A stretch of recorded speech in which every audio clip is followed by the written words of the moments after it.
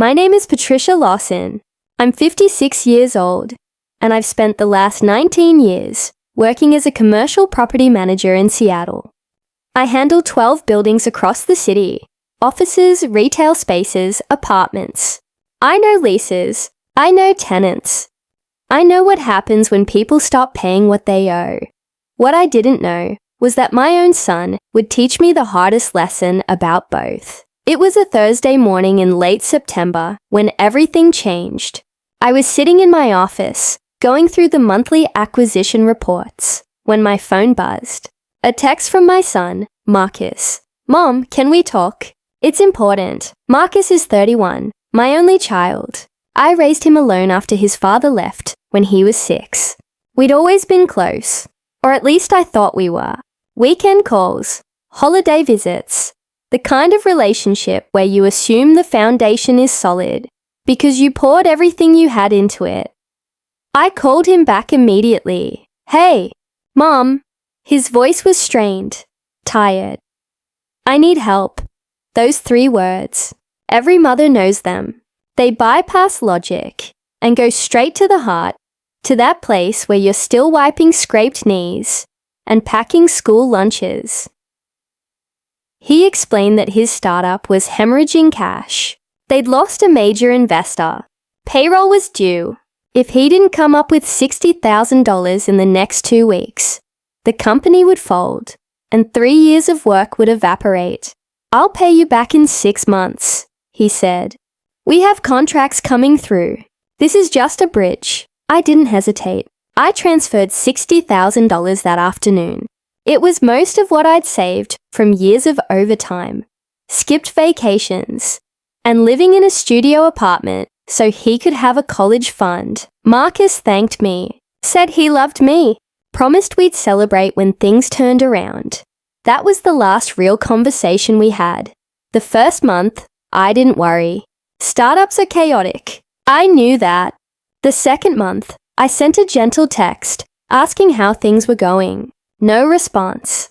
The third month I called, straight to voicemail. By the fourth month, I realized something had shifted. It wasn't just silence. It was erasure. I tried his work email. Bounced back. I checked his LinkedIn. He'd blocked me. I called his apartment. The number was disconnected. It was like watching someone you love vanish in slow motion, like being erased from your own story. I sat in my small living room one evening, the Seattle rain drumming against the windows, and tried to understand what I'd done wrong. Had I been too much? Too available? Too willing to fix everything? I thought about all the times I'd stepped in, paid off his credit card debt in college, bought his textbooks when his scholarship didn't cover them, covered the deposit on his San Francisco apartment because he just needed this one break. I'd thought I was being a good mother. Instead, I'd been building a pattern where I gave and he took, and neither of us questioned it. The anger didn't come all at once. It accumulated slowly, like sediment at the bottom of a river. Every unanswered call, every ignored message, every time I had to explain to coworkers why Marcus hadn't visited for Thanksgiving, for Christmas, for my birthday. He's so busy with his company, I'd say, smiling through the humiliation. But I wasn't angry at Marcus, not yet. I was angry at myself for still covering for him. Then, in early February, something unexpected happened. I was reviewing a new property acquisition for the company I work for, a mid-sized apartment complex in the Capitol Hill neighborhood. Standard due diligence, reviewing tenant leases, payment histories, maintenance records. I was scrolling through the tenant roster when a name stopped me cold. Marcus Lawson, Unit 407. I stared at the screen until my eyes burned. My son, living in a building my company had just purchased.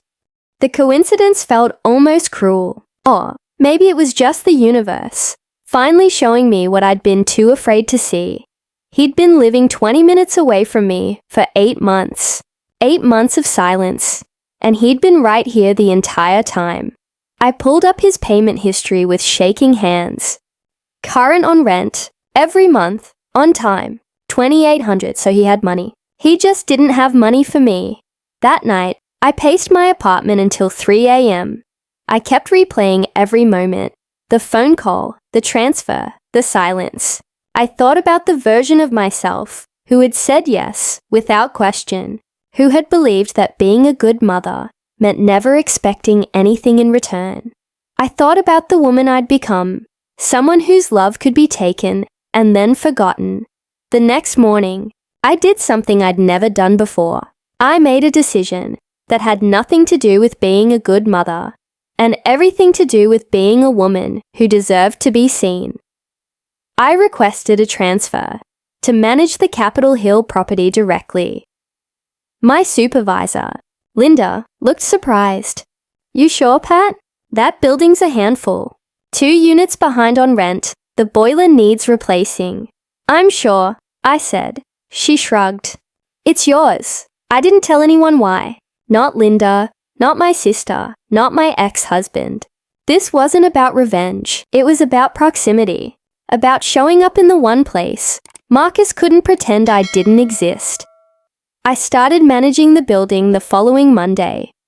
I introduced myself to tenants, handled maintenance requests, and dealt with the usual chaos of a property in transition.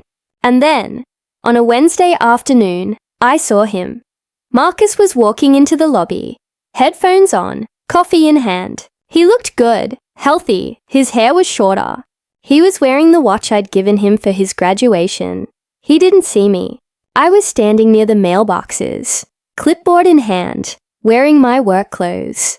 I could have said something, could have called his name, could have run to him the way I'd done 1,000 times before, but I didn't. I let him walk past me like I was invisible, just another middle-aged woman in a building full of strangers. Because that's what I'd become to him, wasn't it? Over the next few weeks, I watched. I saw him come and go. I saw him laugh on the phone in the lobby, carry takeout upstairs, buzz in a woman for what looked like a date. He was living a whole life, a full, busy, thriving life. And I wasn't in it. One evening, his rent payment came through, on time, again. I sat in the building's cramped office and felt something inside me finally break clean. He had the money. He'd always had the money. In early March, I sent a formal letter to all tenants. Standard lease renewal notice. Marcus's lease was up in 60 days. As the property manager, I had the authority to decide whether to renew. I didn't renew his. Instead, I sent a certified letter to Unit 407. Formal, legal, professional. Dear Mr. Lawson, please be advised that your lease will not be renewed. You are required to vacate the premises by May 1st. Should you have questions, please contact the management office. I signed it, mailed it, and then I waited. 3 days later, my phone rang. Unknown number. Mom. His voice cracked with panic. Real? Raw? Fear? Marcus? I said quietly. Are you managing my building? Yes. Silence. Long, terrible silence. You can't kick me out, he said. I'm not renewing your lease. There's a difference. This is crazy. His voice climbed. You're doing this because I didn't call you back? I'm doing this because you took $60,000 from me and then erased me from your life. Mom, I was going to pay you back. I just needed time. You've had time, Marcus. 8 months. You've been 20 minutes away, paying $2,800 a month in rent. You had plenty of time. He started to argue, then stopped. Maybe he realized there was nothing he could say. Maybe he finally heard what he sounded like. I didn't think you'd actually... He trailed off. What? I asked. Didn't think I'd actually matter. Didn't think your mother would actually do anything but wait quietly. He hung up. I set the phone down and stared at my hands. They weren't shaking. My chest wasn't tight. For the first time in months, I could breathe. Marcus tried calling 4 more times that week. I let every call go to voicemail. He sent an email, long rambling half apology, half accusations about how I was punishing him. I read it once, then archived it. My sister, Karen, called me a few days later. Pat, Marcus called me. What's going on? I'm managing a property. He's a tenant. His lease isn't being renewed. He's your son. He's also someone who borrowed $60,000 from me and then blocked my number. She was quiet for a moment, then softer. Good for you. I almost cried. Really? Really? You've given that boy everything. It's time he learned you're not a bank. You're his mother, and mothers deserve better. It was the first time anyone had said it out loud. Marcus moved out on April 28th. I watched from the office window as the moving truck pulled away. He glanced up at the building once, but he didn't look toward the office. He didn't look for me. A week later, an envelope appeared in my mailbox at home. No return address. Inside was a cashier's check for $60,000 and a handwritten note on notebook paper. I'm sorry. I'll do better. I deposited the check the next day. I didn't frame the note. I didn't burn it either. I folded it and put it in the drawer with his baby pictures and old Mother's Day cards. Maybe one day it'll mean something different. Maybe one day we'll sit across from each other and talk about what happened. Maybe he'll understand why I couldn't keep being the mother who disappeared when he stopped looking. Or maybe we won't. Maybe. Some relationships don't survive the moment you stop sacrificing yourself. But I learned something through all of this, something I wish I'd known when he was small and I was young. You cannot love someone into seeing you. They either do or they don't. And when they don't, the kindest thing you can do for both of you is stop pretending it doesn't hurt. I still manage that building. I still see his old apartment when I do monthly inspections. The new tenant is a nurse. Single mom. We talk sometimes about how expensive the city is, about how hard it is to do it alone, and I've started building a different kind of life. I signed up for a pottery class.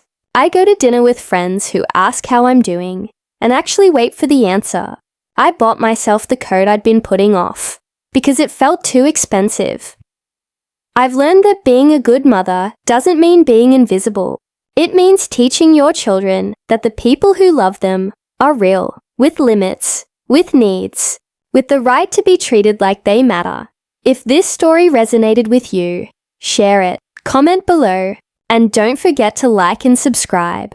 Sometimes the greatest gift you can give someone is letting them experience the consequences of losing you.